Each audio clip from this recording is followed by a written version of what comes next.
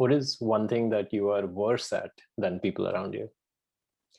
Oh, there's a bunch of things. So, for example, I mean, I am a worse coder, and I feel like this came up a lot in some of the other interviews as well. So, I'm definitely a worse coder than people around me, and I wish that was not the case. I do wish I was a better coder than I am. Um, I have a terrible sense of space and direction, and we could talk about that at length. I don't know if any of the other questions will get to this, but I can't form maps of any sort in my head. I would not be able to look out. If you asked me, like, point which way the railway tracks are right now, our apartment is close to railway tracks. I wouldn't be able to point. I don't know how to get from my home and Ahmedabad to my school that I went to for 10 years. So it's really, really bad. I think most people in the audience won't appreciate how bad it is till you either talk to me at length about this or see me around. But yeah. Yeah, a running joke that you and I have had is that a significant portion of your brain capacity has been reallocated from spatial processing to temporal processing.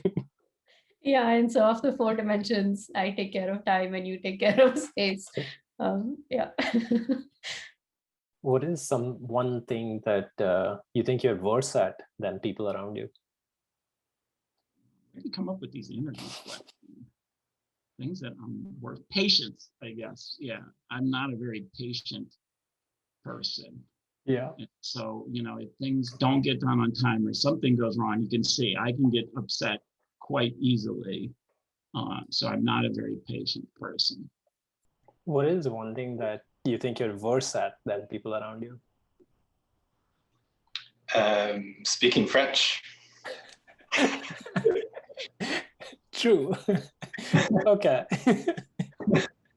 Yeah, and for context, you're in Montreal. That's right. Yeah. Yeah.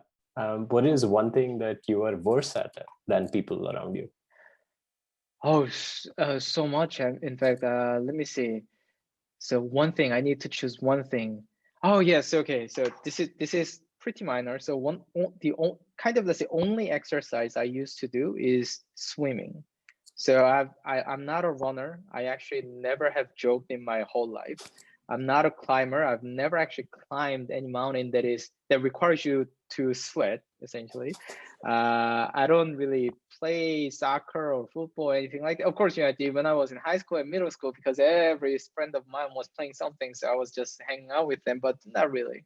Swimming is the only thing that I've enjoyed, and then working out once in a while. Of course, due to the pandemic, everything is shut down. I haven't gone to the swimming pool for now about a year.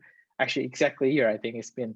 But I've actually spent some time learning how to swim and everything, except that the kick turn, the turn that you need to learn to kind of show off that you know how to swim. That one, I think I don't have that kind of balancing bone in my head, like the body or something like that. I just cannot do that.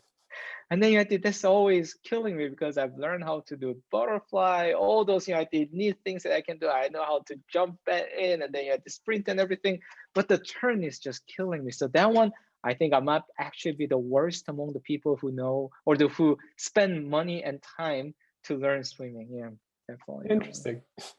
Interesting. Well, I mean, in the grand scheme of things, not the worst thing to be worse at than other people. That's a good point. That's a good point. But for me, swimming actually, like the matters, and then the fact that maybe it's just that I haven't spent enough time, but I feel like I have. But once everything comes back to normal, and then I can go back swimming again, I might actually try to learn this once, this time. Yes. Yeah. What is one thing you are worse at than people around you? One thing that I'm worse at. Okay, so this one during yeah, there are a couple of things. Like there are many things, but I can give a couple of examples. So that's when the pandemic started, so we stopped shopping outside, and we decided to bake our own bread and so on. So after like a couple of attempts, I realized I'm very bad at this thing, and I'm happy that I chose AI as my profession and not baking. So that's so that's one thing. But I have a couple of friends that are really good at like baking bread and pastries and so on, and I envy them. And that's one of the things that I'm really bad at, and I'm not happy about it. Sure. What is one thing that you are worse at than people around you? This is maybe a funny answer, but paying attention. I'm very easily distracted. I don't actually know whether or not people are paying attention, but I suspect they're paying more attention than I do. I think of it as a strength and a weakness. I can think about many things simultaneously. Yeah, and I'm thinking through your answer, and it's not clear to me if academia is known for laser focused individuals who will not explore or find many things interesting, and maybe curiosity is linked to the kinds of attention drifting phenomena. Yeah. I'll take it. Yeah. What is one thing that you think you're worse at compared to the people around you? And that, again, could be in a non-professional setting or a professional setting or a niche hobby setting, however you define a neighborhood. Yeah, there's a lot of things I feel that I would want to do more, and that I'm not good at. Oh, there's so many things I'm not good at. I'm not good at cooking. I wish I was. I feel that I am not very good at having good relationship with my family from a long distance. I felt that that's something that I have been trying to improve since I moved away. Trying to have meaningful discussions and meaningful anything through Skype or FaceTime, or like trying to understand what their problems are. And I feel that every time I go back and see them in person, I feel that I've missed all of these things that have happened because I wasn't able to build something that was substantial. And have you seen examples of somebody doing that well, or other people who manage to keep that? Is it doable? Yeah, I do. I see like there is, other people in my family who are much better at that. And that comes, of course, with the cost of, spending more time talking to them, or listening more, reading between the lines. I wish I could do that, and I'm trying, but I feel that I'm not doing a good job. What is one thing that you are worse at than people around you?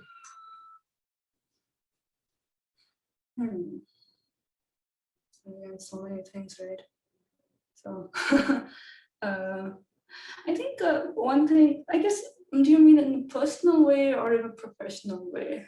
Either sphere. I think it's really up to you to decide a sphere, and whatever comes to mind, for example, would be fine. So I think my husband is very precise as a person. So, like he cooks and he bakes, and when he bakes, he's like measuring things to the right gram and so on. And I don't have the patience for that. Indian cooking, right? You stir it till it looks right. So that's how I cook. So definitely like this precision in general, like not just cooking, but cleaning. I clean something and then he goes and cleans it again because it was not clean enough the first time. And I'm not very precise, I think, for sure. I had to actually learn a degree of precision in my cooking because I realized that my mental models of ingredients are highly linear. Like I just go A good, B good, A plus B good, like 2A better, like 3A even better. Like, and they're clearly wrong, because if you keep doing that, you very quickly end up in things being done. So I have to stick to measurements because of that. I see, interesting. Yeah, I also started measuring food somewhat recently, and I did realize there was a increase in quality of my cooking. So now I also try to measure some, but not like him. He's crazy. What is one thing that you'd say you're worse at compared to people around you? Time management. Time management, especially because, as I was mentioning earlier, my wife is so much better at time management. Yeah, I'm very bad at time management. I am, yeah, so I think, yeah, that's certainly one of the things. But maybe many people are probably bad at time management too, but I certainly think I am. What is one thing that you are worse at than people around you? Patience. I'm really not patient. And I'm glad that people around me are more patient. Otherwise, there would be more conflicts, I suppose. My kid has learned to be very patient. I'm really impressed. I think the school he goes to is a very positive influence because he's very patient and very forgiving, and you know, doesn't hold grudges when mommy and daddy make mistakes or have to take, you know, have to enforce rules and so on. So it's not the same as patience, but yeah, I think both my husband and my kid are much better at being patient than I am. What is one thing that you are worse at than people around you? Oh God, yeah, tons of stuff. I'm a slow reader. I'm a mess. My handwriting's pretty messy. Let's see, how much time you got? Yeah, it sounds like you've thought about this. Yeah, well, I live with these experiences. Like growing up, I was like, there was at some point where I was in a class for gifted children and a class for kids that needed extra help at the same time. This is just kind of how it goes, right? So yeah, I mean, you learn coping mechanisms and stuff like that, and yeah. So reading out loud is terrible. I could never be a broadcaster. Also in terms of math, for some reason I'm bad at like combinatorics. Like those kinds of things. I get very confused by that. I don't know why, but maybe I missed something at some point. But yeah, combinatorics is like, that was one of the things I loved. It was like, wow. I tried for some years in grad school to figure out if I could, because I took a bunch of like advanced combinatorics classes in the math department. And for years I was trying to see if I could find any application in machine learning. They were like, I couldn't succeed. It just wasn't. Lucky for me, right? Yeah.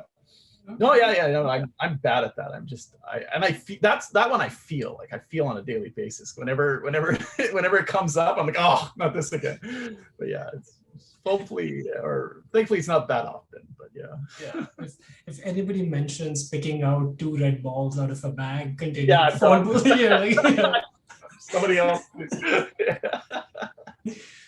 Yeah, it's pretty ironic that it's tough. Yeah. What is one thing you are worse at than people around you? God, so many things. So many things. Like naming one of the things that I'm worse at than people around me. So let's see.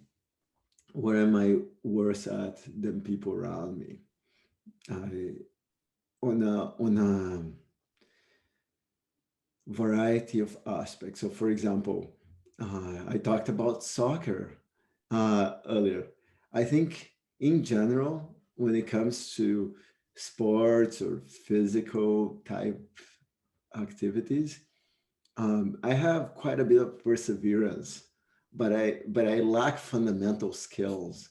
Some people are able to pick up, like, yeah, now I play tennis. Like they're able to pick up a tennis racket for the first time in their lives, and they're like smashing the ball.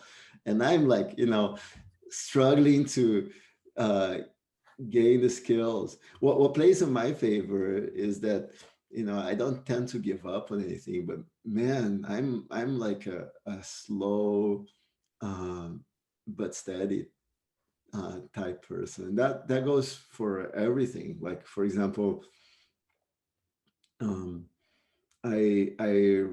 think when you're a student, I ran the Pittsburgh Marathon, and I definitely was pretty low on my pace in terms compared to others, but I was definitely the one that was like, yep, I'm gonna make it no matter what.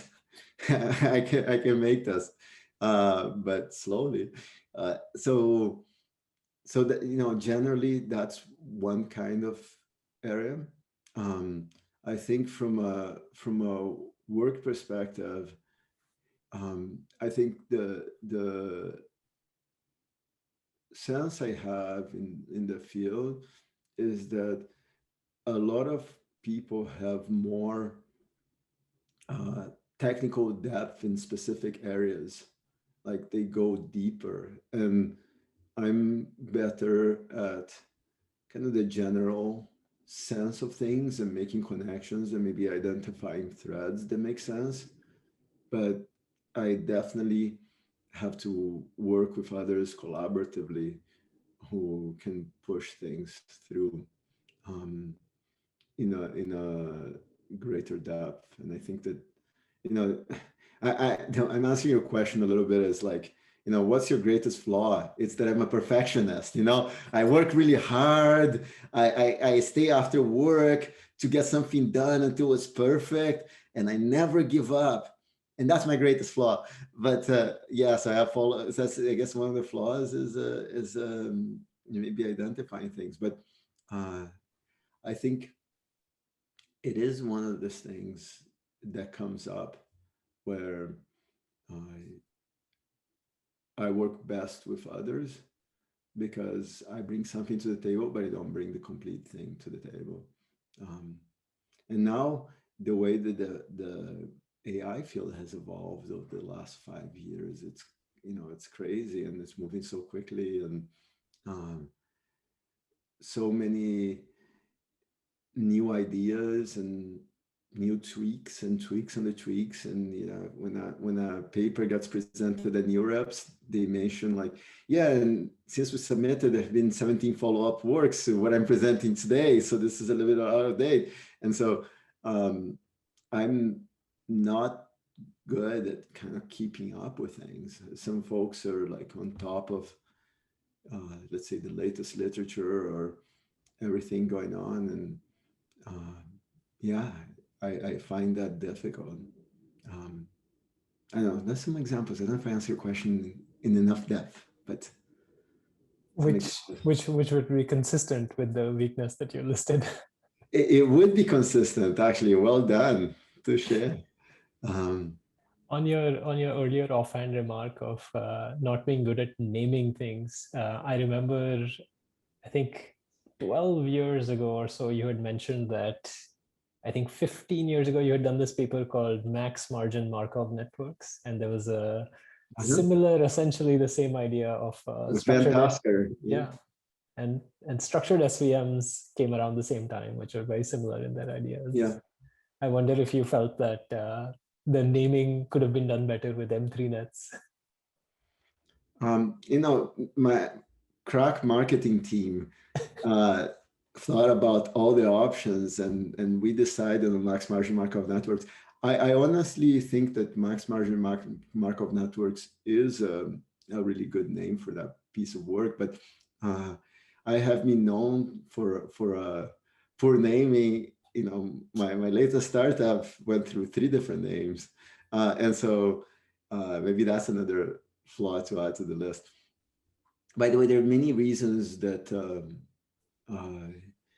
structured SVMs picked up kind of more of the, although Max Margin Markov networks have been recognized in the field pretty significantly. I think one of the lessons I learned is that Thorsten did a really good job at putting out some open source software, which now has become a de facto thing to do, but at the time was pretty unusual. And our approach was more like, you know, read our paper, go implement it, that's your job.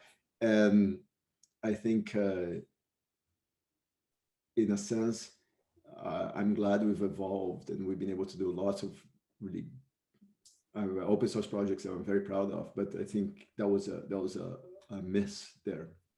But the actual work was something that I'm super proud of, and Ben was really the lead on that project. And I learned so much from him during the effort. It was really a wonderful collaboration, and I miss him, and I miss that kind of exciting moment that we had together. Yeah. What is one thing that you are worse at compared to the people around you? That I'm worse at, besides giving short answers? Oh, you'd be surprised. No, actually, I'm around enough faculty to know that there are people who can give even longer answers than I can. So I'll tell you, there's a difference between empathy and sympathy. I actually think I am much better than others at empathy, but I am not necessarily better than others at sympathy. Most people, it's the other way around, right? And I tend to, I think, like many people who do the kinds of things that actually we both do, tend to make the world a problem to solve, right? Which sort of drains the emotional impact, unless you explicitly think about it that way. It tends to drain the emotional impact of the decisions that you make out of it. So it becomes very easy to solve the problem without thinking about the human cost or even the human benefit. You know, the problem got put in front of you, you solve the problem, you don't worry about it, as opposed to asking yourself whether it's even the right problem to solve. And I think that my strength is being pretty good at understanding where people are coming from, but which a lot of people can't do unless they experience it themselves or someone they love experiences it. I think you could describe a lot of politics in the world and history as being that problem of not being able to empathize with others. But on the other hand, there's the sympathy part, whereas it's not just that I understand, but I feel what you feel, and I sort of feel sorry, or I could you know, internal notion. And I think that there are people who do a lot of the things that I do who are better at sympathy than I am, even if I'm pretty good at empathy. And so I always have to remind myself explicitly to think through how people will feel about what we're doing, and making certain that they're a part of the conversation and at least are heard. And that requires constant reminding and work to do, because it's not the natural thing that happens. At least not for me. It's clearly natural for others. But for me, I have to think very hard about it. And to be clear, I'm not saying I'm a heartless, emotionless automaton. I mean, maybe I am, but that's not what I'm saying. But that it's something that I have to be very clear and think very much about, as opposed to just solving the problem, because the problem is to be solved. Yeah.